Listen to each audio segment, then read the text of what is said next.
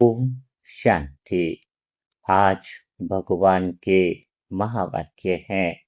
चढ़ती कला में जाना है, चेक करना है कि बुद्धि कहीं भटकती तो नहीं है। अर्थात योग युक्त बुद्धि हो जो भगवान के प्रेम में लगी रहे। तो आज हम इस बात को गहराई से समझेंगे कि चढ़ती कला में जाना कैसे संभव है। तो चढ़ती कला में जाने के लिए योग तो बहुत ज्यादा जरूरी है। योग से ही हम चढ़ती कला में जाएंगे। लेकिन योग करे कैसे, भगवान के प्रेम में लवलीन कैसे हो। बाबा ने हमें राजयोग सिखाया है। लेकिन कई सारी आत्माएं बिना राजयोग को सीखे बैठ जाती है और बोलेंगे अभी तो योग लगा ही नहीं। कई पुरानी भी आत्माएं हैं जिसने योग को समझा नहीं है और एक झूठा अहंकार है कि हमें योग आता है। तो आज हम सीखेंगे कि योग कैसे किया जाता है, ध्यान कैसे किया जाता है, कैसे बाबा के साथ परम धाम पहुंचा जाता है। तो अब हम वह टॉपिक कवर करेंगे क्योंकि आप तो अभी पिछले कुछ टाइम से मन क्या है या दूसरी क्या बातें हैं वह तो समझ ही गए होंगे। तो योग करने के लिए सबसे पहली जो आवश्यकता है उसको समझना होगा। उसको समझने के लिए अगर डायरी पेन हो तो चार दिशाएं लिख लो। जैसे दिशाएं चार होती है ना, पूरब, पश्चिम, उत्तर और दक्षिण। तो यहाँ यह बात नोट करनी बहुत ज्यादा आवश्यक है। और सच में जो आत्माएं मानती है कि मुझे अभी 8 घंटा योग नहीं कर पाता हूं, तो उसके लिए यह बात सीखनी बहुत आवश्यकता है। नहीं तो कई लोग तो लिखेंगे नहीं। कई लोग सोचेंगे अहंकार के कारण मुझे तो, मैं तो योग को अच्छी तरह से जानता हूं। तो पूछे अपने आप से, क्या आप 8 घंटा बैठ पा रहे हो? 8 घंटा नहीं बैठ पा रहे हो तो फिर यह लिखना जरूरी है। ठीक बात है। और 8 घंटा बैठ रहे हो तो लिखना जरूरी नहीं है। ठीक है। अपने आप से सही बात पूछनी जरूरी होती है। तो पहली बात है, योग के लिए पूरब, पश्चिम, उत्तर और दक्षिण। अब पूरब क्या है? हाँ, चारों दिशा तय कर ली तो हम योग में आराम से पहुंच जाएंगे। मुश्किल काम नहीं है। लेकिन पूर्व यानी पूर्व का अर्थ है योग से पहले की जाने वाली तैयारियों को हम पूर्व तैयारी कहेंगे। पूर्व यानी पहले।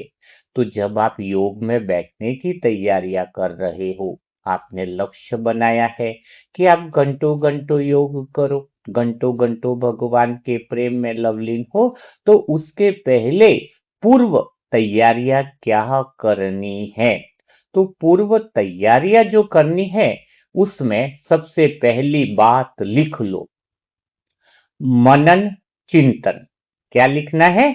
मनन चिंतन।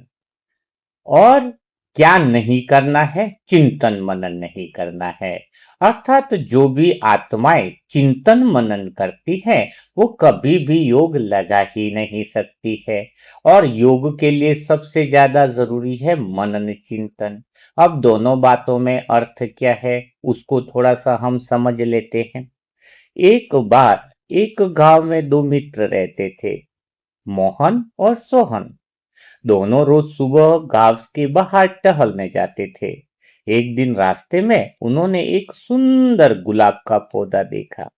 पौधे पर लाल लाल फूल खिले थे, बहुत अच्छी सुगंध फैली हुई थी। मोहन पौधे को देखकर रुक गया और वह फूलों को देखने लगा।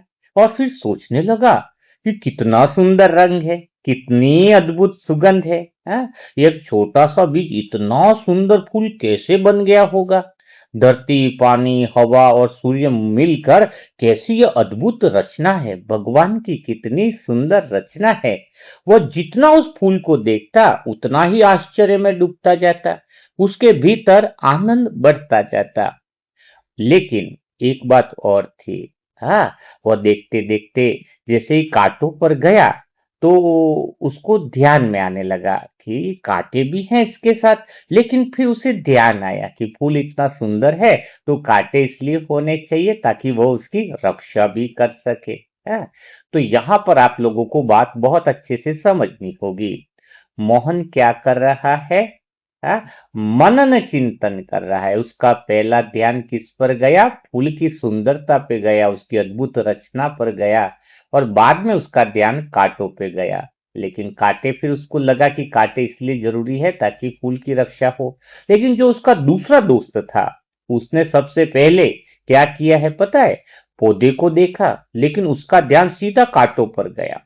और वो क्या बोला? इतने खतरनाक कांटे हैं, अगर हाथ लग गया तो खून निकल जाएगा। लोग ऐसे पौधे लगाते ही क्यों हैं? अरे बच्चों को भी चोट लग जाती है। वो कांटों के बारे में सोचता गया, और सोचते सोचते उसके अंदर जो दुख भरी बातें थी, किसने क्या किया है क्या नहीं किया है, कुछ गांव के झगड़े हुए, पुरानी परेशानियां याद हुई, तो वो सब उसको याद आने लगा, और उसका चेहरा जो है वह उदास होने लगा। बताओ, तो समझ में आया क्या कहना चाह रहे हैं? हाँ? सोहन ने क्या किया और मोहन ने क्या किया? मोहन ने फूलों से शुरू हुआ है, और फिर कांटे भी देखे, लेकिन उसका कुछ असर नहीं, सकारात्मक रहा। लेकिन सोहन ने कांटों को देखा, शुरुआत में ही नकारात्मकता को देखा, और नकारात्मकता में चला गया, और उसकी शांति, उदासी, हाँ, हम शांति जो थी वो तो चली गई, और उदासी उसके ऊपर आ गई, है ना? तो इसका अर्थ क्या है? चिंतन वह है जिसमें मन पहले कांटे पकड़ लेता है, फिर एक कांटे से दूसरा कांटा जोड़ता जाता है, और अंत में पूरा जीवन कांटों से भर जाता है ना? पूरा जीवन कांटों से भर जाता है। अर्थात जो व्यक्ति पहले कोई भी घटना हुई हो, चाहे कितनी भी बुरी घटना हुई है, उसमें पहला पहलू शुरुआत सकारात्मकता से होनी चाहिए, तो ही वह योग कर पाएगा, मेडिटेशन कर पाएगा। पूरे दिन की अवस्था उसकी वैसी होनी चाहिए, मनन चिंतन की। अगर आप आत्मा चिंतन मनन करते हो, जैसे घर में कोई नुकसान हो गया 2000 का, या कुछ भी हो गया, या कोई भी घटना हुई, तो तुरंत ही उसका नकारात्मक पहलू ढूंढते हो, और उसके बाद कितनी भी पॉजिटिव बातें कर लो, तुम नहीं पहुंच पाओगे सकारात्मकता में, जा ही नहीं सकते, क्योंकि शुरुआत जो है तुम्हारी दूरदृष्टि है। जैसे एक ही फूल था, सोहन ने अलग देखा और मोहन ने अलग देखा। तो आपका योग के लिए पहले मनन चिंतन, भगवान हमेशा सिखाते हैं मुरली का मनन करो, और मनन चिंतन यही है कि चाहे कितनी भी बुरी घटना हो जाए, शुरुआत सकारात्मकता से करनी है, फिर उसके जो नकारात्मकता पहलू हैं वहां तक हम पहुंचेंगे, लेकिन वो इतना हावी नहीं होंगे, और वो भी धीरे धीरे सकारात्मकता में पहुंच जाएंगे। तो आज अपने आप को चेक करो कि क्या किसी घटना में तुरंत आप चिल्ला देते हो, तुरंत आप रिएक्ट करते हो, किसी ने बुरा बोला तो गुस्सा कर देते हो, फिर तुम पॉजिटिव सोचते हो, तो फिर तो तुम उल्टी दिशा में जा रहे हो। हाँ, पॉजिटिव सोचते होंगे, किसी को डांट दिया, किससे झगड़ा कर दिया, फिर बोलोगे कि मुझे ऐसा नहीं करना चाहिए, भगवान का मैं बच्चा, कुछ फायदा नहीं है तुम्हारा। हाँ, कथा की शुरुआत ही, हेडिंग ही तुमने खतरनाक लिख दी, उल्टी लिख दी। हाँ, तो आज से पहली बात पक्की करो कि योग करना है, तो कम से कम पहली ये पूरे दिन की ये शुरुआत होनी चाहिए कि मैं मनन चिंतन करूं, चिंतन मनन नहीं करूं। तो आपकी पूर्व तैयारी का यह पहला अभ्यास होगा। अब हम बात करते हैं दूसरा अभ्यास। दूसरा हमें क्या करना होगा जिससे हमें यह समझ में आए? क्या समझ में आए कि हमें योग में करना क्या है? तो दूसरी जो तैयारी करनी है वो बहुत ध्यान से रखना।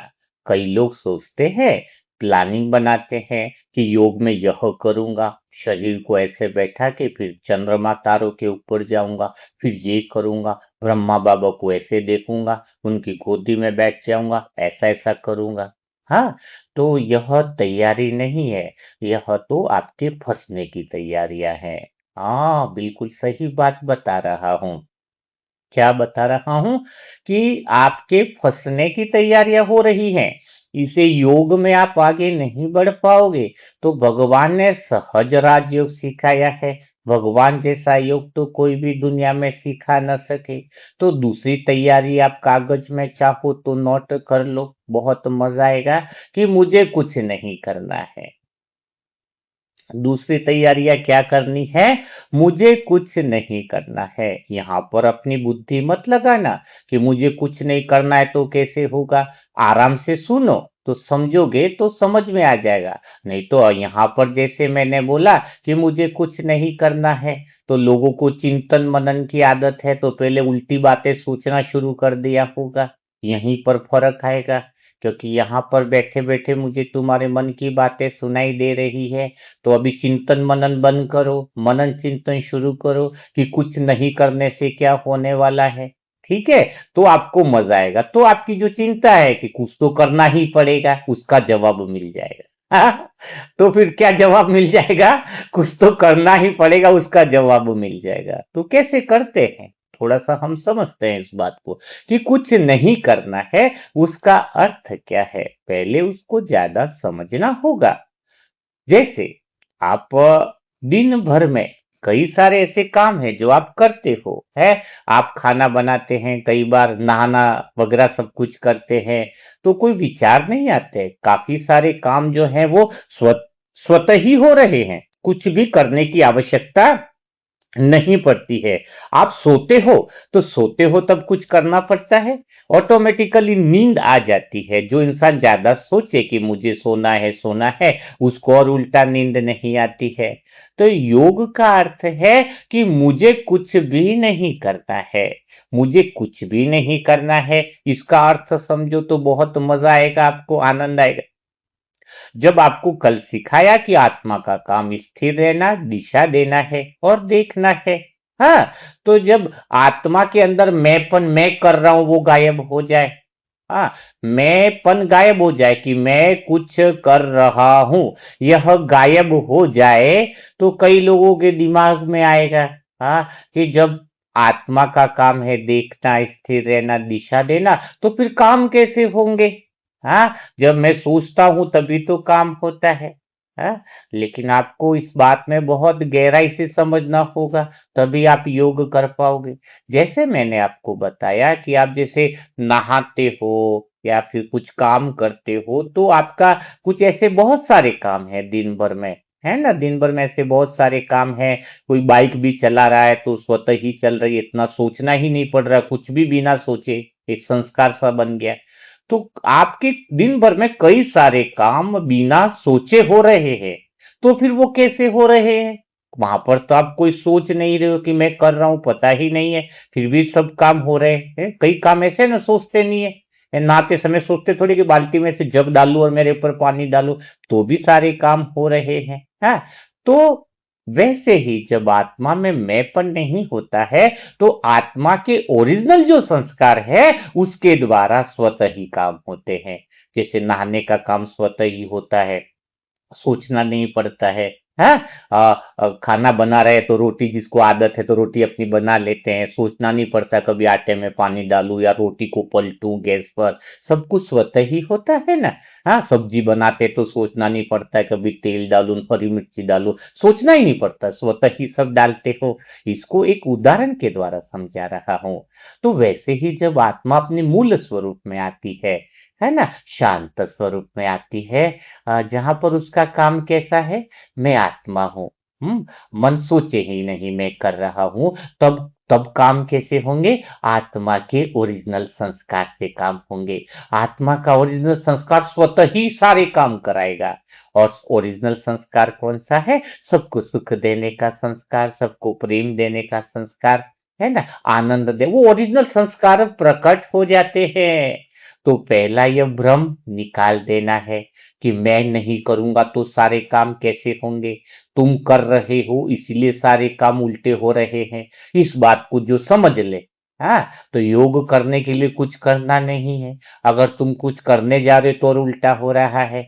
आत्मा के ओरिजिनल संस्कार अंदर प्रकट हो जाए, हाँ, भगवान कब प्रकट होगा? आप भगवान को देखना चाहते हैं ना योग में, भगवान को, भगवान की रहस्यमय शक्तियों को देखना चाहते हो ना, कि भगवान की दिव्यता को अनुभव करना चाहते हो, सारे ब्रह्मांड के चलाने वाली शक्ति को अनुभव करना चाहते हो। इसके बीच में कौन है पता है? आपका यह मैं खड़ा है, जिसको मैं की पट्टी बंधी हुई है।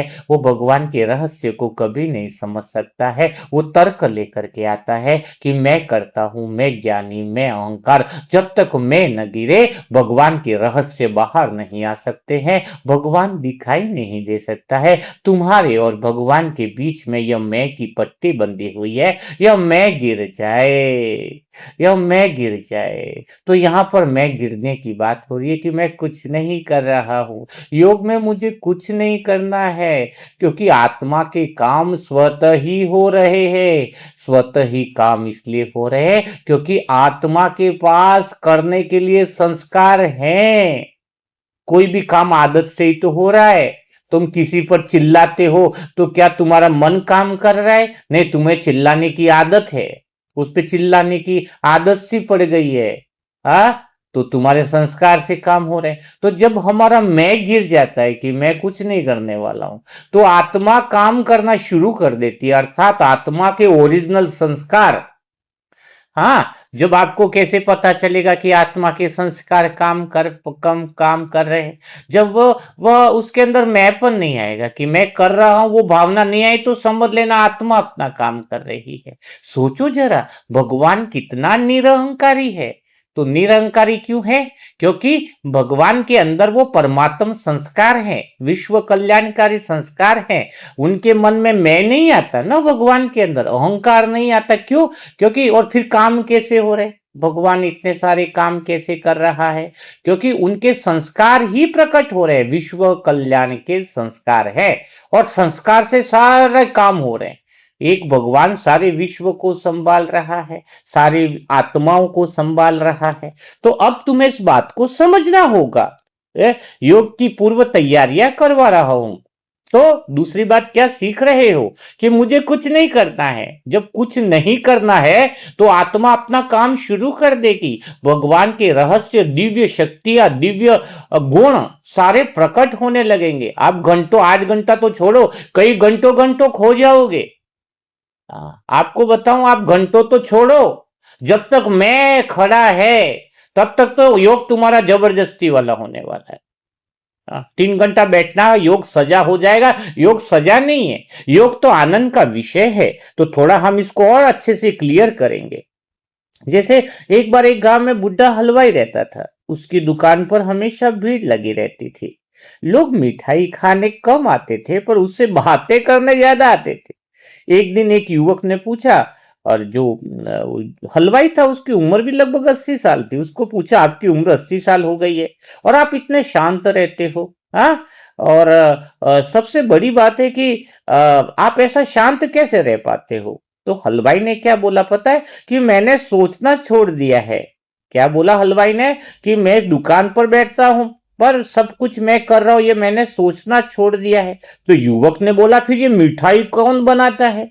हाँ, ये सारे काम कैसे होते हैं? तो हलवाई ने बोला, उसने बोला, अरे सारे काम मैं क्या कर रहा हूं, हाथ काम कर रहे हैं, और संस्कार जो वो काम करवा रहे हैं। जीवन दे रहा है, संस्कार कौन से काम करवा रहे हैं? इसमें कितनी शक्कर डालनी, इसमें क्या कर रहा है, क्या करना है ना? तो यही है ना। जैसे अपने बताए ना कि जब हम नहाने जाते तो हर बार सोचते थोड़ी कि पहले दाया हाथ तो उठाऊं या बाया। हाँ, तो जब रोटी खाते तब भी हम हर हर खाने के निवाले पे थोड़ी सोचते हैं, है ना? तो जीवन के हजारों काम जब बिना सोचे हो सकते हैं, सोचो जरा, जीवन का बहुत बड़ा हिस्सा अपने आप चल रहा है। लेकिन योग में भी समस्या तब शुरू होती है, जीवन में भी समस्या तब शुरू होती है, जब बीच में मैं आ जाता है और कहता है कि देखो मैं कर रहा हूं। आप समझ में आया? सत्युग में मैं नहीं होता, इसलिए 2500 साल तक सुख था। यह मनन चिंतन है कि 2500 साल तक सुख कैसे रहा सत्युग में, क्योंकि वहां पर मैं कर रहा हूं ये नहीं था। सोचो, अभी भी तुम्हारे जीवन के 80-90% काम बिना सोचे हो रहे हैं, और जहां पर सोच रहे हो कि मैं कर रहा हूं वहीं काम बिगड़ रहे हैं। देखो, इसको और मैं आपको और अच्छे से कहानी के द्वारा समझाता हूं, ताकि हर एक तरीके से आप बहुत अच्छे से पूर्व तैयारी कर पाओ।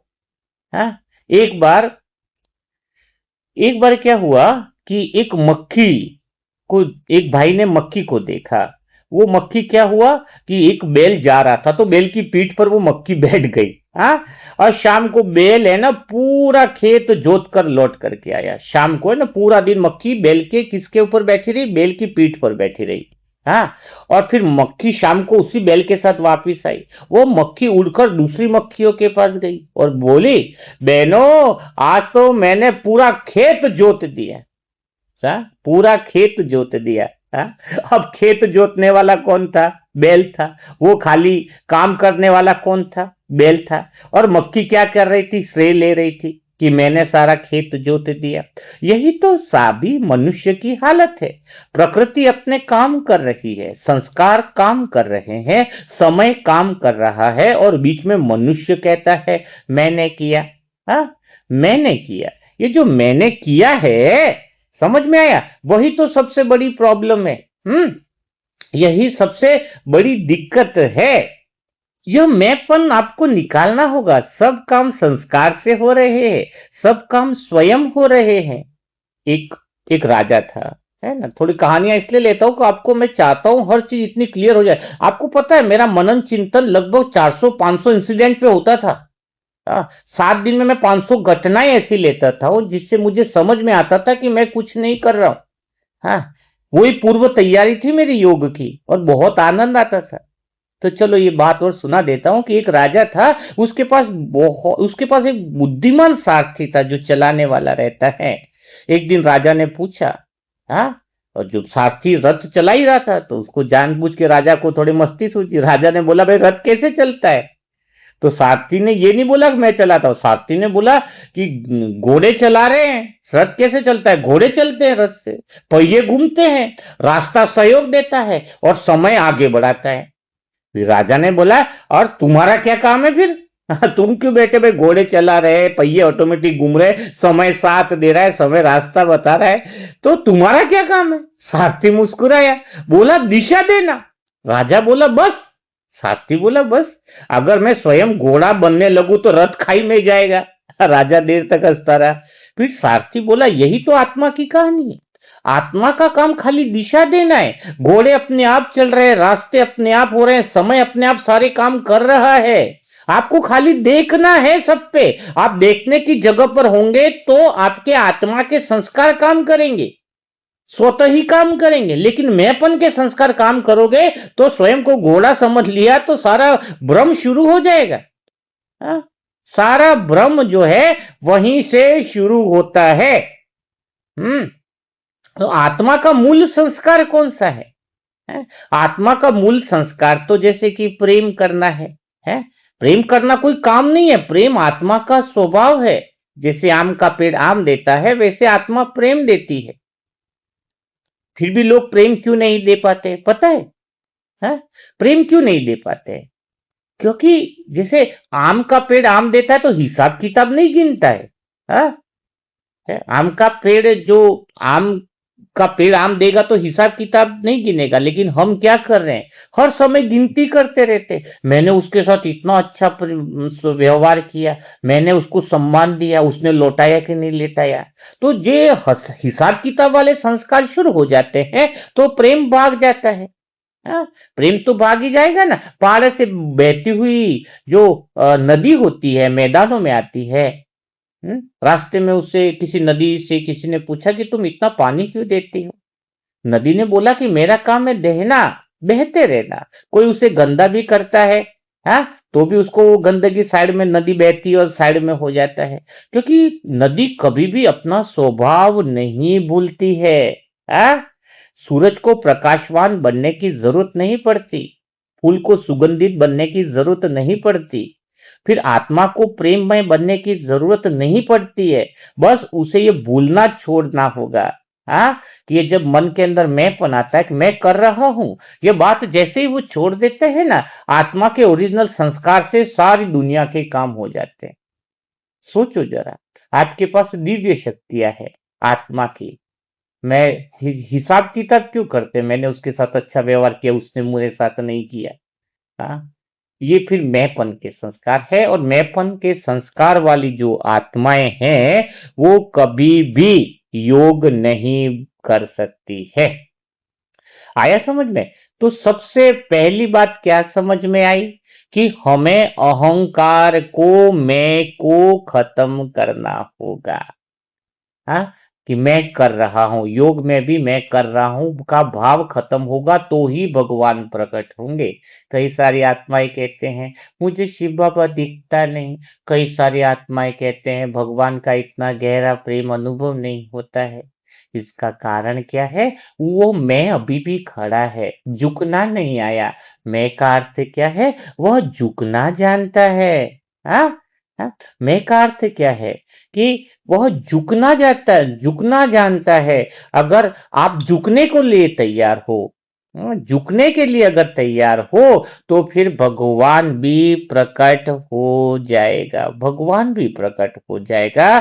तो सबसे पहली बात यह है कि हमें अहंकार को छोड़ना होगा। तो क्या आप लोग अहंकार को छोड़ने के लिए तैयार हो? हाँ, मैंपन को छोड़ने के लिए तैयार हो? मैंपन का अर्थ क्या है? हाँ, अहंकार छोड़ना। हाँ, एक आदमी नदी किनारे बैठकर रो रहा था। संत ने पूछा क्या हुआ? हाँ, वह बोला मेरी पत्नी मुझसे प्रेम नहीं करती है। तो संत ने पूछा भाई कैसे पता चला कि तुम्हारी पत्नी तुमसे प्रेम नहीं करती है? वह बोला मैं जो कहता हूं वह नहीं करती है। तो संत हंसते हुए उसको बोला कि तुम्हें पत्नी थोड़ी चाहिए, रिमोट कंट्रोल चाहिए।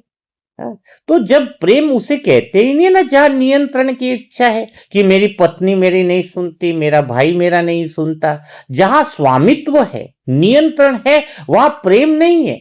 जहां डर है कि मेरा कोई छूट न जाए, वह भी प्रेम नहीं है। हाँ, प्रेम तो वहां है जहां आत्मा के ओरिजिनल संस्कार कहते हैं तू जैसा है वैसा ही प्रिय है। हाँ, लोग प्रेम को भावना समझते हैं। प्रेम भावना नहीं, आत्मा का अस्तित्व है। प्रेम स्वतः ही खुशबू दे रहा है। जैसे फूल खुशबू देता है, जैसे सूर्य प्रकाश देता है, वैसे आत्मा प्रेम देती है। उसे सिखाना नहीं पड़ता है। हाँ, फिर एक भाई ने बोला फिर प्रेम खो क्यों जाता है? हाँ, प्रेम खोने का कारण क्या है? तो संत ने बोला प्रेम खोता थोड़ी है, ढक जाता है। जैसे बादल सूर्य को ढक लेते हैं, वैसे जो मैंपन है ना, मैं करता हूं, यह अहंकार ही प्रेम को ढक लेता है। हाँ, जैसे कबीर जी कहते हैं ना कि जब तक मैं था तब तक हरि नहीं दिखाई दिए, जब मैं मिठा तब हरि ही हरि दिखाई दिए।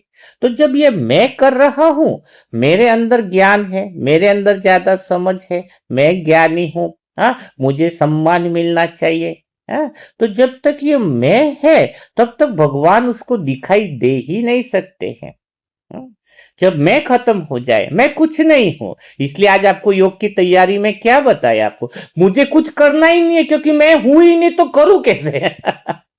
अगर मैं जिंदा है तो करे बिना कुछ रहेगा नहीं। मैं कुछ हुई ही नहीं। हाँ? जब तुम्हारे जीवन में समस्या का कारण ही तुम्हारा मैं है और तुम्हारा मैं हट गया तो फिर करना ही क्या कुछ बाकी रहा? मैं हट गया तो योग कौन करेगा? योग स्वतः ही होगा ना, फिर आनंद स्वतः ही प्रकट होगा। अंदर से आनंद की नदियां बहने लगेगी, प्रेम की नदियां बहने लगेगी। हाँ, प्रेम तो वह है जहां तुम्हें भगवान की याद भी बिना कारण आने लगे। हाँ, प्रेम वह है जहां अकेले में भी बैठकर में भी भीतर मिठास बनी रहती है। अच्छा, जहां पर मैं जिंदा है वो कभी कभी भगवान से प्रेम होगा, देखना कभी गाने सुन लिए ये हुआ तो। लेकिन अगर मैं नहीं है ना तो 24 घंटे वो मिठास बनी रहती है। मैं हुई नहीं। जितना देखो दिन भर में आपने कई बार देखा होगा, सुबह अच्छा योग लगा, दोपहर को नहीं लगा, शाम शाम को भगवान से उतना प्रेम नहीं। कारण क्या? दिन भर में अहंकार बड़ा होता है। धीरे धीरे मैं ये कर रहा हूं, मैं नहीं करूंगा तो क्या, अगर हर बात में मैंपन ज्यादा होता है तो भगवान का वो प्रेम अनुभव नहीं होता है, वो अहंकार ढक लेता है उसको। है, तो प्रेम वह है जहां पर अकेले भी बैठोगे ना, जहां मैं नहीं है वहां भीतर मिठास बनी रहती है। प्रेम वह है जहां शिकायत कम और धन्यवाद अधिक हो जाए। अगर तुम्हारे दिन भर में शिकायतें ज्यादा है तो फिर तुम्हारे अंदर प्रेम नहीं है। और दिन भर में अगर धन्यवाद है लोगों के प्रति, हर काम के लिए शुक्रिया, अभी तो ऐसी हमारी आदत हो गई है कि ये भी नहीं सोचने को मिलता है कि उसने हमें बुरा कहा कि अच्छा कहा। आपको मैं हमारी स्थिति बताऊं, हमें इतना धन्यवाद की आदत पड़ गई है कि धन्यवाद, कोई काम बोला ना उसने नहीं किया तो भी अंदर से लगता है, बोलते हैं कि धन्यवाद। मतलब उस बात को भी हम नहीं सोचते कि उसने ना क्यों कहा, क्योंकि मनन चिंतन की आदत है ना, चिंतन मनन की आदत नहीं है। उसने क्या कहा आप उसमें चले जाओगे तो बहुत सारी बातें पिछली भी याद आ जाएंगी। तो प्रेम वह है जहां शिकायत कम हो जाए और धन्यवाद अधिक हो जाए। प्रेम वह है जहां परमात्मा का नाम सुनते ही आंखें प्रेम से भर जाए। हाँ? इसलिए वास्तव में प्रेम तो अपना स्वभाव है। भगवान को योग में याद नहीं करना पड़ता है। हाँ, जब मैं खत्म होता है ना, तो इतना गहरा प्रेम प्रकट हो जाता है कि 24 घंटे हर पल हर सेकंड बस वो ही याद आता है, वो ही याद आता है। यही तो सबसे गहरी बात है। हाँ? एक एक बार एक मंदिर में एक भक्त मंदिर में गया और भगवान को बोलता है कि भगवान मैं आपसे बहुत प्रेम करता हूँ, बहुत प्रेम करता हूँ। अकेला बैठा था, अंदर से आवाज आई, अच्छा। हाँ? भक्त बोला हाँ मैं बिल्कुल आपसे बहुत प्रेम करता हूँ। भगवान ने कहा चलो अच्छी बात है, कल कितनी बार याद किया मुझे? भक्त चुप हो गया। परसों कितनी बार याद किया? फिर भक्त चुप हो गया। इसके पहले दिन कितना याद किया? हाँ, फिर भक्त चुप हो गया। तो भगवान बोले बेटा तू प्रेम नहीं करता है, तू तो बस खाली लोगों को बोलता रहता है कि मैं प्रेम करता हूं, मैं प्रेम करता हूं, भगवान से बड़ा प्रेम है, भगवान से। यही तो अहंकार है। हम लोगों को ज्यादा बोलते ज्यादा है कि हम भगवान से प्रेम करते हैं, क्योंकि भगवान से जो प्रेम करता है ना उसे याद करने की मेहनत बिल्कुल नहीं करनी पड़ती है, याद अपने आप आती है। और ये कई बार क्यों होता है तुम्हारा कि मैं तो थोड़े काम करने गया तो भूल गया भगवान को। कर्म योगी का अर्थ क्या है? तुम्हारा मैं खड़ा हो जाता है कि भाई मैं कर रहा हूं। हाँ, तो फिर भगवान फिर गायब हो जाता है। तो ये मैंपन आता ही क्यों है? जब काम सारे भगवान कर रहा है, भगवान के संस्कार से सारे काम अपने आप हो रहे हैं, तो फिर जिसे प्रेम होता है उसे याद करने का प्रयास नहीं करना पड़ता है। जिस वक्त तुम भगवान को भूल गए हो, इसका अर्थ है आत्मा काम नहीं कर रही है। आप कहते हो मैंने दिन भर स्वयं को आत्मा समझ लिया। आत्मा समझ लिया हो और भगवान की याद न हो ऐसा संभव ही नहीं है। मैं कहता हूं मिनट की छोड़ो, कोई सेकंड ऐसा नहीं होगा जब भगवान का प्रेम आपसे छूट जाए। अभी मैं आत्मा कुछ काम करूं और मेरे अंदर मैंपन नहीं है, मैंपन आया तो भगवान छूट जाएगा ना। अब ये बोल रहा हूं तो ऐसा लग रहा है कि आत्मा के संस्कार अपना काम कर रहे हैं। आत्मा का स्वभाव है प्रेम की बातें करना, तो ये प्रेम की बातें हो रही है। आत्मा का स्वभाव है भगवान की बातें करना, तो आत्मा अपना काम कर रही है। इसमें मैंपन कहां से आया? लेकिन जब मैं बोलूं कि क्या मैं अच्छा बोल रहा हूं, क्या मेरी बातें सुन रहे हैं, क्या मेरी बातें कितने लोग सुनेंगे, तो मैंपन तो वहां पे शुरू हो जाता है। जिसको सुनना है, जिसके पुण्य कर्म होंगे वो उतनी आत्माएं सुनने वाली है।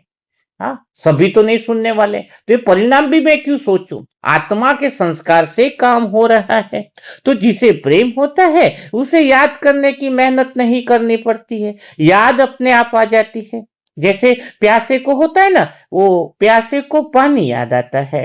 हाँ, जैसे माँ को बच्चा याद आता है, स्वतः माँ को सोचना थोड़ी पड़ता है कि अपने बच्चे को याद करो। जैसे प्रेमी को प्रिय याद आ जाता है, हाँ, तो वैसे ही याद आ जाता है। भगवान को याद करते ही प्रेम के आंसू स्वतः ही आ जाते हैं। हाँ, सबसे मेन बात है। लेकिन ये प्रेम की प्यास जो है ना, वो जगे कैसे? प्रेम भगवान से मांगने की जरूरत नहीं है, प्रेम स्वभाव है। जैसे समुद्र मिल जाए तो लहरें अलग नहीं मांगनी पड़ती, जैसे सूर्य मिल जाए तो प्रकाश अलग से नहीं मांगना पड़ता, वैसे ही भगवान मिल जाए तो प्रेम अलग से नहीं मांगना पड़ता। भगवान से प्रेम स्वतः ही हो जाता है। जैसे पुराना दरवाजा अभी कहते हैं ना, जैसे भगवान कहता है कि मैं तो सदा यही था, तू ही दुनिया के शोर में खो गया था। भगवान दिखने लगते हैं जब मैं झुकने लगता है। मैं का अहंकार जब तक होता है तब तक कभी भी भगवान हमें मिल नहीं सकते हैं। भगवान तक पहुंचने का मार्ग क्या है? भगवान तक पहुंचने का मार्ग है मैंपन को समाप्त कर। हाँ, तो योग में समझ में आया? शिव बाबा को देखना चाहते हो, भगवान को मिलना चाहते हो, तो पूर्व तैयारियां क्या करने की सिखाई? दो विधियां तो सिखा दी। एक तो मनन चिंतन करना है, दूसरी बात आपको क्या सिखाई कि आत्मा अपने ओरिजिनल संस्कार से सारे काम स्वतः ही कर रही है, मन को तो उसका सेवक समझकर वह काम करना है। अब तीसरी बात क्या आती है योग की पूर्व तैयारी में? आप अपने आप से डिसीजन ले लो कि अगर आपको भगवान को देखना है, भगवान कोई रहस्य को देखो, रहस्य कब प्रकट होंगे, मैं फिर से रिपीट कर रहा हूं, अद्भुत रहस्य तभी प्रकट होंगे, आपको ऐसी चीजें त्रिकालदर्शी बन जाओगे, कल होने वाली घटना का आभास आज हो जाएगा तुम्हें। यही है ना, कल होने वाली त्रिकालदर्शी है, तीनों कालों के ज्ञाता हैं हम, मास्टर त्रिकालदर्शी। तो जब मैंपन हटेगा तो रहस्य खुलेंगे।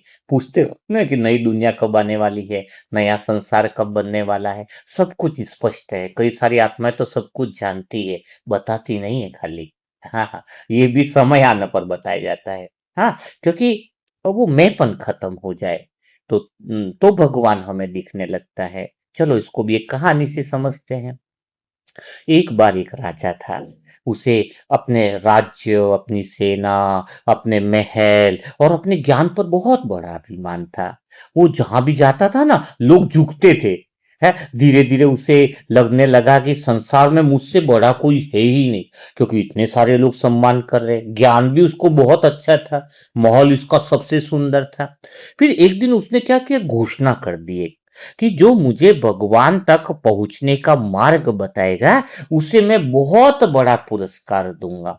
हाँ, दूर दूर से बहुत सारे ज्ञानी संत आए, कोई योग बताने लगे, कोई तपस्या बताने लगा, किसी ने बताया कि भाई तीर्थ यात्रा करोगे तो भगवान मिल जाएगा। हाँ, भगवान तुम्हें जरूर मिलेगा। लेकिन राजा को इन सारी बातों से संतोष नहीं हुआ। तभी एक बूढ़ा फकीर आया, उसके कपड़े साधारण थे, लेकिन उसने राजा से क्या कहा पता है? कि मैं तुम्हें भगवान तक पहुंचा सकता हूं। राजा हंसा, बोला तुम? फकीर बोला हाँ, लेकिन पहले एक छोटा सा काम करना होगा, तभी मैं आपको जो है भगवान तक पहुंचा सकता हूं, भगवान तुम्हें दिखने लगेगा। राजा तो तैयार हो गया कि बोलो तुम जो भी करोगे वो मैं तैयार हूं। तो फकीर ने कहा ठीक है, एक दो दिन तक मैं तुम्हें वो भगवान से मिलने का मार्ग सिखाऊंगा। अगले दिन फकीर जो है वो राजा को जंगल में लेकर के गया। वहां पर एक बहुत ही छोटा सा दरवाजा बना हुआ था। हाँ, छोटा दरवाजा था, उसके बाद में बहुत बड़ा जंगल था। लेकिन फकीर ने क्या बोला, इसी रास्ते से भगवान के पास जाया जा सकता है। राजा हंस पड़ा। अब वो दरवाजा बहुत ही छोटा था। हाँ, इतना छोटा था, बोला कि इस दरवाजे से निकलने के बाद हो जाएगा। और राजा तो घर के खिड़कियों के दरवाजे भी महलों में इतने बड़ा बनाता था कि उसको कहीं झुकना ना पड़े। मंदिर के दरवाजे भी बहुत बड़ा बना करके रखता था। राजा ने बोला क्या मतलब है? कि यह बस एक छोटा सा दरवाजा है, इसमें से निकलना पड़ेगा और आप झुकोगे तो ही निकल पाओगे। राजा को भी लगा कि जब तक मैं झुकूंगा नहीं तो निकल कैसे पाऊंगा, उसको भी लगा। तो फकीर ने बोला बस यही तो समस्या है। राजा बोला क्या? फकीर मुस्कुराया और बोला कि भगवान का दरवाजा हमेशा छोटा होता है, इसमें सिर ऊंचा करके कोई भी नहीं जा सकता है, कोई भी नहीं जा सकता है। राजा को पूरी बात समझ में आई। हाँ, कि वो झुक कर ही दरवाजे से निकल सकता है। हाँ, तो दरवाजे से जैसे झुक कर निकला तो पूरा जंगल का यह चीज, पूरी जंगल उसको दिखाई देने लगा, बाहर का सब कुछ दिखाई देने लगा।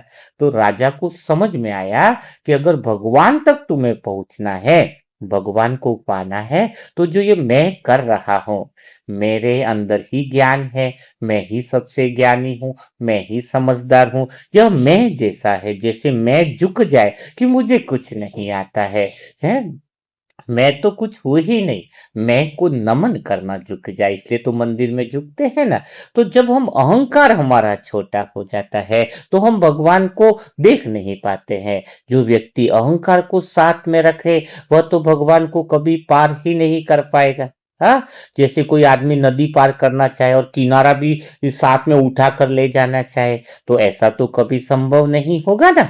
तो किसको छोड़ना होगा? किनारा छोड़ना यानी अहंकार को छोड़ना होगा, बिल्कुल भी मैंपन न हो, तब हम भगवान के घंटों घंटों योग में बैठ सकते हैं। एक बार वही फकीर राजा को बाजार लेकर के गया। वहां एक आदमी सिर पर बड़ा संदूक उठाए बैलगाड़ी में बैठा हुआ था। फकीर ने पूछा, यह क्या कर रहे हो? हाँ, लोग हंसने लगे, बोले मूर्ख हो, बैलगाड़ी में बैठा है लेकिन संदूक है वो सिर से उतार नहीं रहा था वो व्यक्ति। हाँ, तो राजा भी हंसने लगा। फिर फकीर ने राजा से पूछा कि क्यों हंस रहे हो? तो राजा बोला, अरे बोझ तो बैलगाड़ी उठा रही है और ये व्यक्ति कितना पागल है, हाँ, सर पर इतना बोझ लेकर के घूम रहा है। तो फकीर ने समझाया कि तुम भी तो ऐसा कर रहे हो, संसार को भगवान चला रहा है, ये जो कर्मों का नियम है वो संसार को चला रहा है, और ये ड्रामा का जो समय है वो समय सबको चला रहा है, लेकिन फिर भी तुम अहंकार का संदूक सिर पर रखे घूम रहे हो। हाँ, कि मैं कर रहा हूं, मेरे द्वारा हो रहा है। हाँ, तो राजा का सिर झुक गया।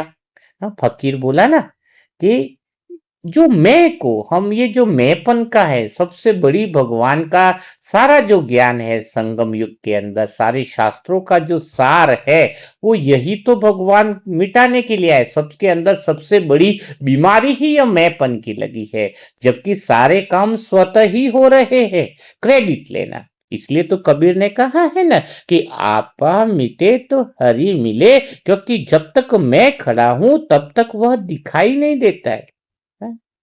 समझ में आया? इसलिए राजा ने पूछा, तो क्या भगवान दूर बैठे? तो फकीर हंसा, बोला, नहीं महाराज, भगवान दूर नहीं है, अहंकार बीच में खड़ा है। अहंकार क्या खड़ा है? बीच में खड़ा है, इसीलिए हम भगवान को वो अनुभव नहीं कर पाते हैं। और कई बार आपने देखा होगा, आप योग करते हो, कई बार कहते हो कि मुझे बहुत भगवान का अनुभव हुआ, और वापस उस अनुभव को पाना चाहते हो। तो कभी कभी योग में आत्मा की वह स्थिति आती है जिसमें अहंकार शून्य हो जाता है, नम्र चित्त हो जाता है, तब भगवान के बीच बीच में कई लोगों को बहुत गहरे अनुभव होते हैं। तो भगवान जो है वो हमेशा है, लेकिन अहंकार बीच में खड़ा हो जाता है। जैसे एक आदमी रोज सूरज निकलने पर अपनी आंखें बंद कर लेता, फिर कहता पता नहीं सूरज कहाँ है। हाँ? तो वास्तव में क्या था? सूरज गायब थोड़ी हुआ था, आंखें बंद थी। भगवान भी गायब नहीं हुआ है, बस अहंकार जो है वो आंखों पर पट्टी बांध देता है। आप जब भी सोचोगे ना कि आज मुझे भगवान की इतनी याद क्यों नहीं आ रही है, तो उस समय आप देखोगे कि उसके पहले आपका मैं बन करके बहुत बातें, घर की जिम्मेदारी आपने अपने पे उठा ली होंगी, या मैं बन करके ज्यादा, मतलब मैं का भाव ज्यादा आपका अंदर बढ़ गया होगा, तो आपको लगेगा कि मैं भगवान से दूर हो गया हूं। है, तो ये सारी बातें समझने की है। देखो, प्रेम की कहानी कही नहीं जाती है, जी जाती है। प्रेम में कुछ बातें नहीं की जाती, सिद्ध नहीं करना होता है। और जो अहंकार वाला है ना, वो तर्क मांगता है। कोई अगर हमसे पूछे, हमें थोड़ा सा ऐसे कैसे बैठे, योग में बिंदु देखे कि नहीं, योग में ये करे कि नहीं, वो अहंकार है उसका। हाँ, अहंकार तर्क मांगता है, प्रेम अनुभव मांगता है। अहंकार कहता है पहले मैं समझूंगा फिर मानूंगा, प्रेम कहता है पहले झुकूंगा फिर जानूंगा। जब झुकना शुरू हो जाता है, अगर मैं जानता तो तुम्हें पूछता ही क्यों, तो अहंकार तो छोड़ना पड़ेगा कि मुझे कुछ नहीं आता है। हे परमात्मा, मुझे कुछ भी नहीं आता है, तू सब कुछ जानता है। जब ऐसी बातें दिल से हो जाए, ऐसी बातें कौन सी करनी है वो भी आपको बताएंगे। हाँ, भगवान से आप ऐसी बातें करोगे तो भगवान ऑलरेडी खुश तो है, पर बहुत खुश हो जाएगा। जब आप अहंकार को छोड़ने की बातें करते हो, नम्र चित्त हो जाते हो कि मैं कुछ भी नहीं हूं, हाँ, तब भगवान का प्रेम प्रकट होने लगता है। प्रेम कहता है पहले मैं झुकूंगा फिर जानूंगा। और उसी दिन के बाद तो राजा बदलने लग गया।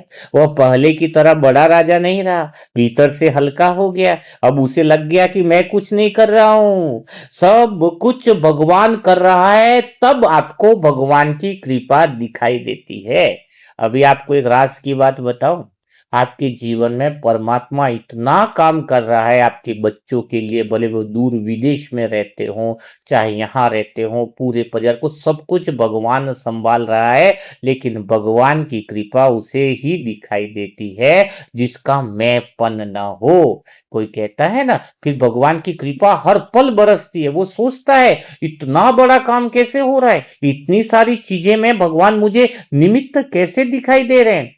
हाँ, फिर हर व्यक्ति में प्रतिस्पर्धी नहीं, एक आत्मा दिखाई देने लगती है। और आश्चर्य की बात तो यह है कि फिर भगवान के बारे में प्रश्न नहीं रहते, अनुभव बढ़ने लगता है। क्योंकि कुछ रहस्य समझने से नहीं खुलते, कुछ रहस्य जो है वो झुकने से खुलते हैं। और प्रेम का रहस्य जो है वो यही है कि जब मैं मिटता है तब वह प्रकट होता है। क्या होता है?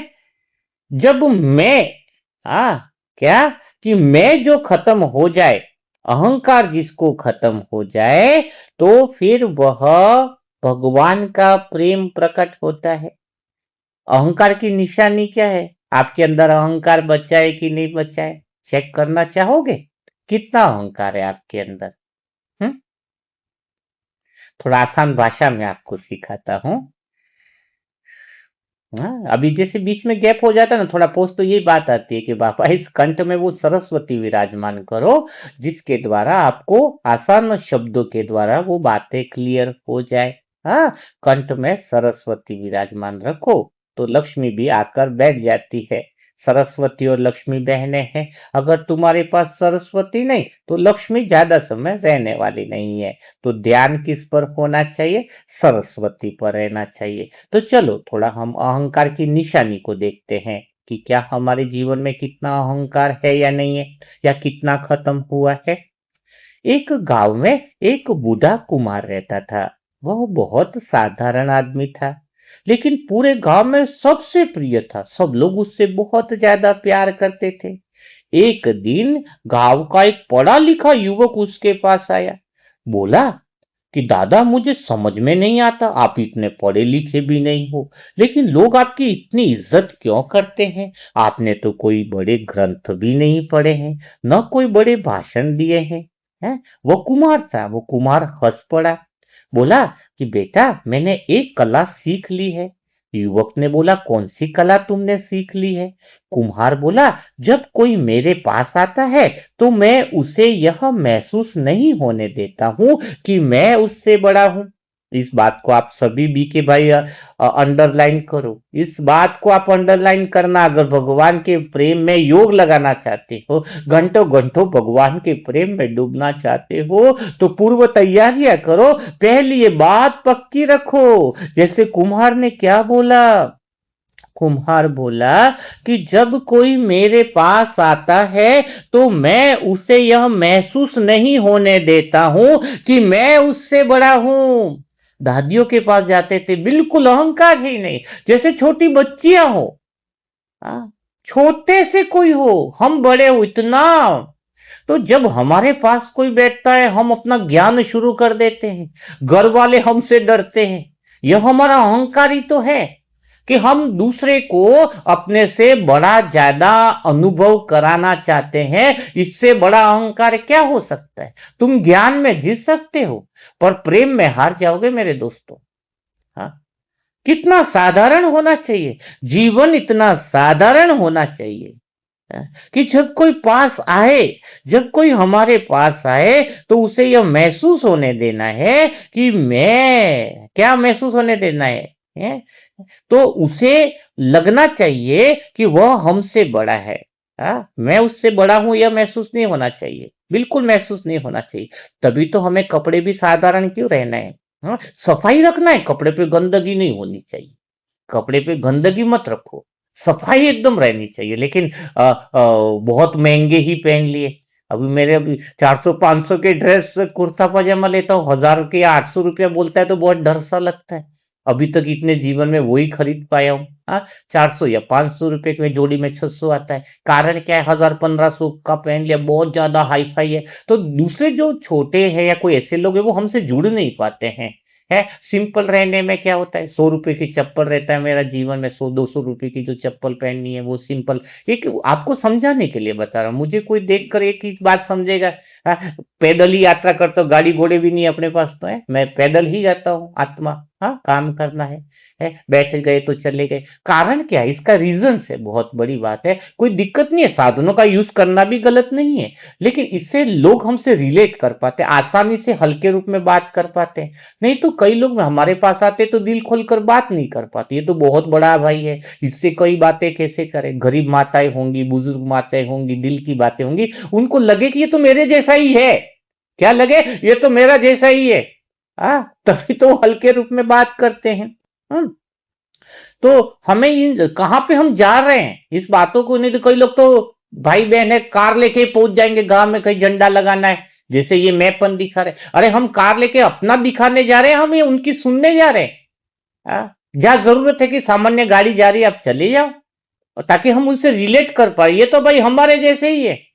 और फिर वो दिल खोलकर ऐसी सी बातें करते हैं आपसे। नहीं तो हम बहुत बड़ी गाड़ी में गए और हमने ध्वजारोहण किया, ये सारे काम किए, बेचारे जिनको मन की बात करनी है वो तो हमसे सुन ही नहीं पाता है, वो बता ही नहीं पाता है, क्योंकि उसके मन में बैठ जाता है ये तो बहुत बड़े लोग हैं।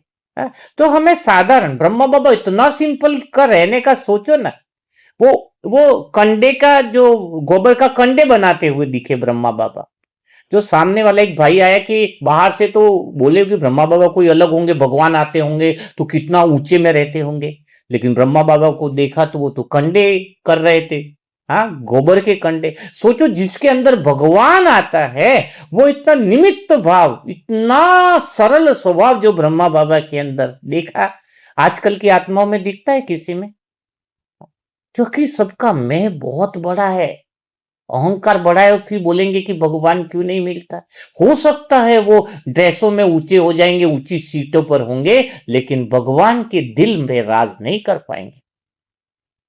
तो ये बात थोड़ी वापस मैं रिपीट कर रहा हूं। कुमार ने क्या बोला? कुमार ने क्या बोला, जब कोई मेरे पास आता है तो मैं उससे ये महसूस नहीं होने देता हूं कि मैं उससे बड़ा हूं। युवक बोला, बस इतनी सी बात है? हाँ। कुमार बोला, यह तो सबसे कठिन बात है, यह कोई छोटी बात नहीं है, यह जब करने जाओगे तो समझ में आया। फिर कुमार ने उसको समझाने के लिए एक मिट्टी का एक घड़ा उठाया और बोला, देखो, यह घड़ा पानी इसलिए रख पाता है क्योंकि यह भीतर से खाली है। जिस दिन यह घड़ा कहेगा कि मैं पूरा भरा हुआ हूं, उसी दिन उसमें एक बूंद पानी नहीं आ पाएगी। युवक सोच में पड़ गया। हाँ? कुम्हार बोला, मनुष्य का अहंकार भी ऐसा ही है, जैसे जैसे वह स्वयं को भरा हुआ समझता है, हाँ, वैसे वैसे प्रेम, ज्ञान और भगवान की कृपा उसके भीतर आना बंद हो जाती है। कई लोग कहते हैं ना कि भगवान का मुझे कृपा क्यों नहीं मिल रही है? हाँ, क्योंकि वो अहंकार का घड़ा उसका भर गया है, तो फिर प्रेम, ज्ञान और भगवान की कृपा उसके भीतर उतरती नहीं है। तभी तो यह बात हमें समझनी चाहिए। हाँ, को जितना हमारा स्वभाव विनम्र होगा, हमारा स्वभाव विनम्र होना चाहिए। देखो, उसी समय एक कोई व्यक्ति दौड़ा हुआ है और कुमार को बोला कि दादा, मेरी पत्नी कहती है कि मैं बहुत अहंकारी हूँ। हम्म हम्म। उस व्यक्ति ने क्या कहा, एक दौड़ता हुआ इंसान आया। जब वो दोनों बात कर रहे थे तो दादा से सभी लोग सलाह लेते थे, तो बोला, दादा, मेरी पत्नी कहती है मैं बहुत अहंकारी हूँ। कुमार हंस पड़ा और बोला, फिर तो वह सही कहती होगी। आदमी बोला, आपको कैसे पता चला? कुम्हार बोला, क्योंकि विनम्र आदमी है, उसको यह सिद्ध नहीं करना पड़ता है कि मैं विनम्र हूं। ये सबसे गहरी बात है। अगर तुम्हें कोई अहंकारी कहता है, कोई गुस्सेल कहता है, कोई कहता है कि तुम्हारे अंदर ये तुम अहंकारी हो, ये हो, तो इसका मतलब हमारे अंदर कमियां होंगी। हाँ, है, क्योंकि वास्तव में नम्र चित्त इंसान अलग ही दिखाई देता है। हमेशा यह बात याद रखनी होती है कि अहंकार क्या चाहता है, पता है? अहंकार की बहुत बड़ी विशेषता है, लोग मेरी बात सुने, वो अपनी ही बकबक शुरू रखता है, मतलब वो मौका देखता है कि मैं कब शुरू हूं। यह अहंकार का प्रतीक है, क्योंकि तुम मैं जिंदा है तब तो मैं बोलना चाह रहा है ना। हाँ। अगर तुम्हारे आत्मा के संस्कार हो तो प्रेम क्या चाहता है? प्रेम चाहता है कि मैं लोगों को सुनूं, अहंकार चाहता है कि लोग मेरी प्रशंसा करें, प्रेम चाहता है कि लोग प्रसन्न रहे। अहंकार बहस जीत लेता है कि मैं ज्यादा ज्ञानी हूं, लेकिन दिल हार जाता है। अहंकार वाला कई बार ज्यादा ज्ञान और तर्कों की बात करके जीत जाता है, बुजुर्ग माताओं से जीत सकता है, लेकिन दिल हार जाता है। प्रेम बहस हार जाता है, लेकिन दिल जीत लेता है। हाँ, इसीलिए कह रहे हैं, जिसके मन में, जिसके बोल में प्रेम की वाणी हो, निरंतर प्रेम बरसता हो, जिसकी वाणी में मिठास हो, वह ही वास्तव में भगवान के करीब जा सकता है। इसलिए तो कबीर का मुझे बात बहुत याद आती है कि ऐसी वाणी बोलिए मन का आपा खोए। हाँ, क्योंकि जब मन का आपा खो जाता है तो शब्दों का मिठास आ जाती है, अहंकार खत्म हो जाता है। और जहां शब्दों में मिठास आ जाती है तो भगवान बिना बुलाए उस हृदय में आ जाता है, उस हृदय में विराजमान हो जाता है। यही तो सबसे बड़ी बात है। एक गांव में बहुत किसी टीचर का ट्रांसफर हुआ। हाँ, टीचर का ट्रांसफर हुआ, और टीचर का ट्रांसफर, वो टीचर की एक आदत थी हर बात में सबको ज्ञान देना, हर बात में समझाइश देना। गांव में चार लोग इकट्ठे तो बोलते तुम्हें ऐसे कपड़े नहीं पहनना चाहिए, तुम्हें ये नहीं आता, तुम्हें ऐसे रहना चाहिए, हर बात को सबको सलाह देता। 4-6 महीने हो, फिर वो नाई की दुकान पे गया, नाई की बाल कटवाने, तो उसको भी बोलने लग गया ये ऐसा कैसे वैसे। सब लोग उससे बहुत बड़ी हंस करके बातें कर रहे, सब लोग बैठे हुए थे। है, बोले ये सब बिना काम के बैठते हैं, उनको अपना समय सफल करना चाहिए, सब करना चाहिए। तो नाई ने उसको बोला, एक बात बताओ मास्टर जी, तुम्हारा कितना समय हुआ यहाँ पर आए? बोले लगभग 6 महीने। 6 महीने में तुम्हारे कितने दोस्त बने? हाँ, 6 महीने में कितने दोस्त बने? मास्टर जी चुप हो गए। उसने बोला सच कहूं तो एक भी नहीं। तो नाई हंस पड़ा। हाँ, बोला मेरी दुकान तो सही चल रही है यहाँ पर, हंसने खेलने मस्ती से, लेकिन आपकी वाणी गलत चल रही है। सब लोग हंसने लगे। मास्टर जी को पहली बार झटका लगा। हाँ, कि नहीं, बोला आप हमेशा हर समय सही बोलते हो, लेकिन लोग आपको सुनना नहीं चाहते, कभी सोचा है क्यों? मास्टर बोला, चुप हो गया, क्योंकि लोग शब्द नहीं सुनते, मन सुनते हैं। हाँ, जो दिल की गहराई में उतर जाते हैं। गांव में कई लोग बुजुर्ग इंसान है, सब हैं, तो वो बहुत प्रिय होते हैं। है, क्योंकि कोई उससे बहस नहीं करता है, कोई कोई उससे नाराज नहीं रहता, क्योंकि वो लोग पढ़े लिखे कम हो, हाँ, ज्ञानी नहीं हो, लेकिन उनके पास दिल होता है। यही सबसे बड़ी कला है। इतनी सी बात है कि हम लोगों को सुनना शुरू कर दे। और सुनना कैसे शुरू कर सकते हैं? जब हम जितना मैंपन बड़ा करेंगे ना, अहंकार जितना बड़ा करेंगे, इतना लोगों के दिलों से उतरते जाएंगे। एक बार हवा और सूरज में शर्त लग गई। है? किस बात की? कि एक यात्री जा रहा था, तो शर्त लगी कि इसके कपड़े कौन उतरवाएगा। हवा भी बोले मैं उतरवा के रहूंगा, सूरज ने बोला मैं उतरवा के रहूंगा। ठीक है, हवा पूरी ताकत से चली, जितनी जोर से चल सकते उतनी चली कि इसके कपड़े उतरवा के रहूंगा। लेकिन जितनी ज्यादा हवा चली, यात्री उतना ही कपड़ा कसकर पकड़ लेता। है? है? फिर किसान ने बोला कि फिर सूरज निकला। धीरे धीरे गर्माहट इतनी हो गई, इतनी गर्माहट हो गई, सूरज ने और गर्मी बढ़ा दी। तो थोड़ी देर बाद यात्री ने खुद ही कपड़े ढीले कर दिए। मनुष्य भी ऐसा है। कड़वे शब्द हवा की तरह होते हैं, मधुर शब्द सूरज की गर्माहट जैसे होते हैं। हवा लड़ती है, सूरज बदल देता है। यानी जब हम किसी को प्रेम से बोलेंगे ना, प्रेम हमेशा जोड़ना चाहता है, अहंकार बहस जीतना चाहता है। प्रेम दिल जीतता है, अहंकार कहता है मैं बता दूंगा, प्रेम कहता है भाई मैं समझ लूंगा। हाँ, इसलिए तो हर बीके वाले ज्ञान के अंदर भी तो दो तरह के लोग होते हैं। एक होता है जो कहता है मुझे बोलने दो, दूसरा कहता है पहले मुझे सुन लो। है, तो जो बोलना चाहता है उसके पास तर्क ज्यादा होते हैं, बातें ज्यादा होती है, लेकिन दिल नहीं होता है? तो सुनना ज्यादा होना चाहिए, बोलना कम होना चाहिए, वाणी में मिठास होनी चाहिए। है, लोग यह नहीं लगना चाहिए कि लोगों को मेरी बात सुननी चाहिए। अब ये होना चाहिए कि मुझे लोगों का दिल सुनना चाहिए। जब मन का अहंकार पिघलता है तब वाणी बदल जाती है, और जब वाणी बदल जाती है तब संसार बदलता हुआ दिखाई देता है। क्योंकि कठोर शब्द दीवार बनाते हैं, मधुर शब्द पुल बनाते हैं, और जो पुल बनाना सीख जाता है वह लोगों के दिल तक पहुंच जाता है। अहंकार समाप्त होते हैं तो भगवान प्रकट हो जाते हैं। हाँ? क्या हो जाते हैं? अहंकार अगर समाप्त हो जाए तो भगवान प्रकट हो जाते हैं। वो कैसे प्रकट हो जाते हैं वो कल फिर हम बात करेंगे, क्योंकि बातें तो इतनी है कि पूरा दिन भी हो जाए तो समाप्त नहीं होती है, और पूरा दिन भी अगर हमारे पास ऐसा कर ले तो हम कर नहीं पाते हैं। मतलब ये भगवान का सच्चा प्रेम है। और वास्तव में भक्ति जो कहते हैं, लोग समझते हैं भक्ति ज्ञान सब एक ही है, खाली समझना। देखो, स्कूलें क्यों खोल लिए, टीचर क्यों हैं, एमबीबीएस की पढ़ाई की किताबें तो बाहर भी हैं, तो को किताबें है तो किताबें पढ़ लो, स्टूडेंट डॉक्टर बन जाएंगे। लेकिन किताबें तो है, लेकिन उसको समझाने वाला नहीं है ना कोई, उसे समझाने वाला कोई नहीं है। बताओ, उसे समझाने वाला कोई भी नहीं है, तो फिर अच्छा टीचर नहीं है तो बातें कैसे समझ में आएंगी? ये बात आपने कभी सोची है? ये बातें कभी आपने सोची है कि आप जब तक टीचर टीचर चाहिए समझाने वाला, किताबें से महत्व नहीं है। तो जब आप खुद अच्छे से समझते हो, लोगों को अच्छे तरीके से समझाते हो, तो आपका जीवन जो है वो बदल जाता है। आपको एक राज की बात और मैं खोल के बताता हूँ, बड़ा आनंद आएगा।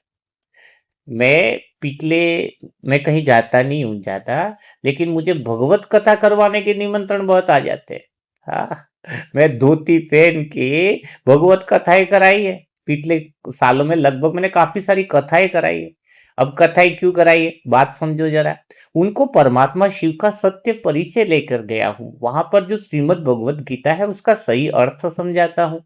और धोती पहन के बकायदा आनंद के साथ गया हूं मैं। हाँ, मैंने वह हर काम करना मुझे अच्छा लगता है जो भगवान तक लोगों को पहुंचा सके, सत्य तक पहुंचा सके, लेकिन आसान भाषा में पहुंचा सके। तो उनको धीरे धीरे जब समझ में आया अहंकार गिर रहा है, फिर ये कर रहा है, पहले अहंकार तो उनका गिरा है, फिर तो वो हमारी बात सुनने को तैयार होंगे ना।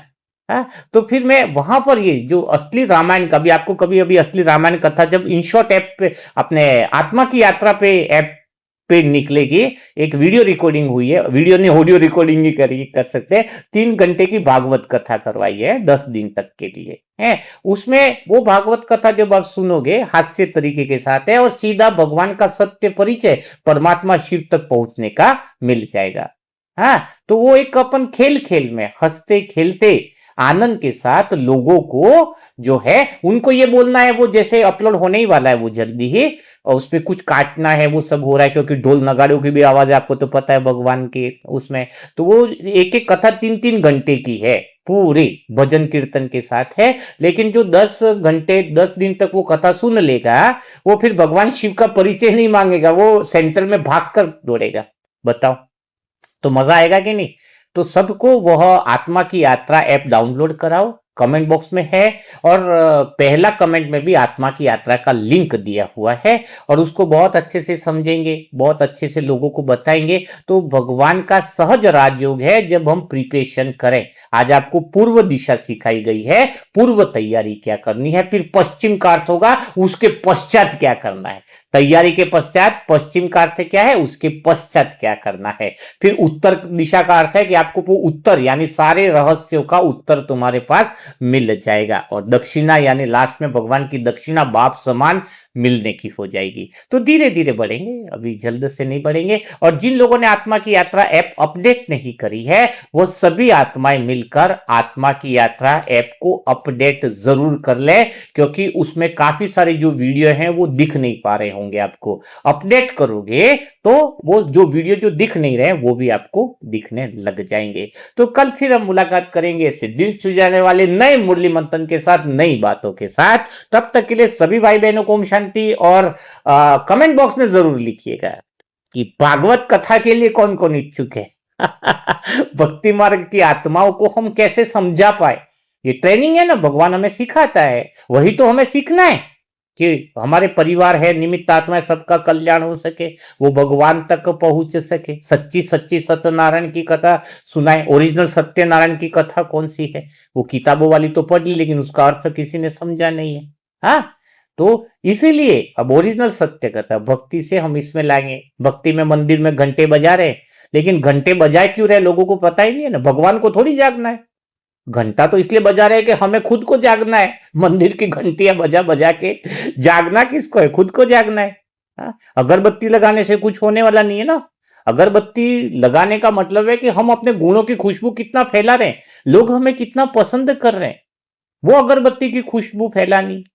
फूल बनने का अर्थ ये भगवान को फूल चढ़ा रहे, तो हम कितना फूल बन करके भगवान के आगे अर्पण हो रहे हैं। हाँ? नारियल फोड़ने का अर्थ क्या है? नारियल ऊपर से कठोर होता है, अंदर से नरम होता है। तो नारियल फोड़ने का अर्थ है कि हमारा अहंकार कितना टूट रहा है, मैंपन कहीं टूटा है कि नहीं टूटना है। हाँ? वरना नारियल अगर अहंकार नहीं टूटा तो जीवन में फिर कोई नो रियल, नारियल यानी नो रियल, फिर कोई रियल नहीं रहेगा। हाँ? तो नारियल तोड़ने का अर्थ यही है मंदिर में जाकर के कि मैं अपने अहंकार को तोड़ूं, मैंपन को समाप्त करूं, ऊपर की खोल टूटे तो अंदर का नर्म चीज जो प्रेम है वो प्रकट हो। तो ये सारी जो अर्थ है, दिया जलाने का अर्थ है कि मैंपन खत्म हो और आत्मा का दिया जले, आत्मा की चीजें जो है वो बाहर आए, आत्मा क्लियरिटी के साथ अपने गुण और संस्कार को दिखा पाए। तो ये सारी जो बातें हैं वो भगवत गीता कथा में मिलेंगी।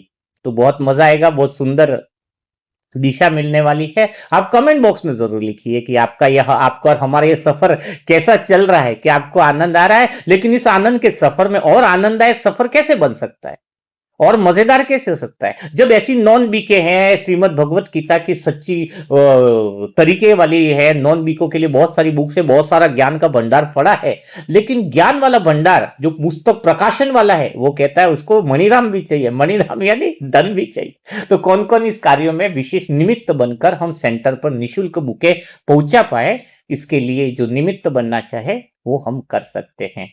तो ये बहुत अच्छी बात होगी, बहुत खुशी की बात होगी। और एक बात और अनाउंसमेंट हम आज कर रहे हैं कि जिन जिन सेंटरों को बुकें पहुंचाई गई हैं फ्री में, हाँ, लगभग वन, जो भी सेंटर जो भी बुके अभी पहुंची है वहां पर भी वो लोग अगर वहां के स्टूडेंट सेल आउट में चाह रहे हैं बुके, क्योंकि कल मैसेज आए थे, तो वहां पर भी वो बुके अगर सेल आउट में करना चाह रहे हैं तो वो बुके वहां के जो बच्चे हैं उनको सेल आउट में कर सकते हैं। और सेल आउट में करेंगे तो उसकी कुछ निमित्त राशियां जो भी आएंगी वो भी हम उसी सेंटर की सेवा में लगा देंगे। आप खाली ऑर्डर दे देना कि हमारे सेंटर पर इन इन भाइयों को ये बुके चाहिए, है ना। लेकिन वो सेल आउट की जो रेट है वो हमसे वापस ले ले। व्हाट्सएप पर सभी सेंटर के निमित्त आत्माओं को यह है कि आप हमें बता दें कि कौन सी बुक कितने में बेचनी है, तो हम आपको प्राइस लिस्ट दे देंगे और सेंटर से ही वो बुके जो है वो आप वहां के जो स्टूडेंट है उनको आप बेचो, और उसका जो पैसा आए वो भी आप वहीं के सेंटर के कार्य की सेवा में लगा दो। भगवान मनसा सेवा ग्रुप जो है वो हर सेवा के लिए तैयार बैठा है, बस उद्देश्य यह है कि सेवा होनी चाहिए। हाँ, क्योंकि सारे सेंटर भी बहुत बढ़िया रहे, भगवान के प्रेम जो है वो बढ़ता रहे, और हमें अहंकार जीरो करके सत्य का ज्ञान सब तक पहुंचाना है। तो कल फिर मुलाकात करेंगे ऐसे दिल छू जाने वाले नए मूल्य मंथन के साथ, नई बातों के साथ, नए अनुभवों के साथ। तब तक के लिए सभी भाई बहनों को ओम शांति, ओम